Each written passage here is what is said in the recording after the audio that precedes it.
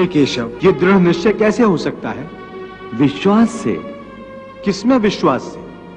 परमात्मा में विश्वास से, सत्य में विश्वास से, अपने धर्म में विश्वास से। जब अपने धर्म अर्थात कर्तव्य को जान लोगे तो फिर दृढ़ निश्चय होकर अपने धर्म पथ पर, अपने कर्तव्य पथ पर आगे बढ़ोगे।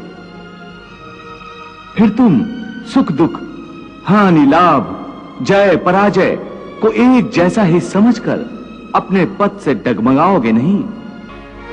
हे अर्जुन, तुम शिष्य बनकर मेरी शरण में आए हो, इसलिए यहां तक मैंने तुम्हें ज्ञान योग अथवा सांख्य योग की शिक्षा दी है। अब मैं तुम्हें कर्म योग के विषय में वो गूढ़ विधि बताऊंगा जिसके द्वारा तू कर्म करता हुआ भी कर्म के बंधनों से मुक्त रहेगा। इस प्रकार सुख दुख, लाभ हानि, जय पराजय अथवा हार जीत को एक समान समझकर केवल इसलिए युद्ध करो क्योंकि इस समय युद्ध करना तेरा कर्तव्य है। और यदि इस मानसिक वृत्ति से इसे अपना धर्म समझकर युद्ध करोगे तो तुम्हें उसका पाप नहीं लगेगा। ये क्या कह रहे हो केशव कि युद्ध करके पाप नहीं लगेगा? युद्ध में तो इतनी हिंसा होगी, लाखों प्राणियों की हत्या होगी, फिर मनुष्य उसके पाप से कैसे बचेगा? यदि कोई भी कार्य निष्काम कर्म योग की रीत से किया जाए तो ना उसका पाप लगता है और ना उसका पुण्य मिलता है।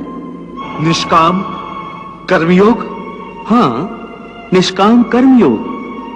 ये कौन सा योग है माधव जो मनुष्य को पाप और पुण्य दोनों से मुक्त कर देता है?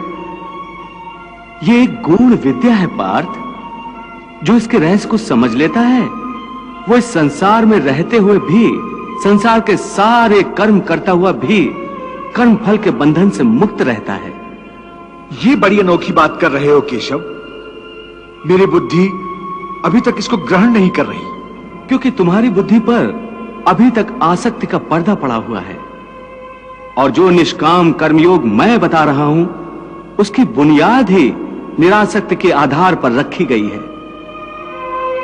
हे अर्जुन, इस निरासक्ति योग को समझ लोगे तो तुम्हारे जीवन में पूर्ण शांति आ जाएगी। यत्र विश्वम भवति एक नीडम, अर्थात समस्त विश्व एक घोंसला है और हम सब उसी घोंसले के पंछी हैं।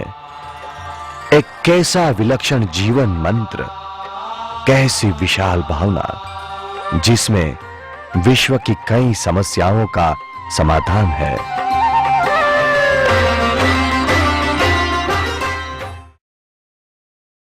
एक व्यक्ति के जीवन की भव्य जागृति समग्र राष्ट्र के भाग्य को बदल सकती है, समस्त मानव जाति के भाग्य को भी।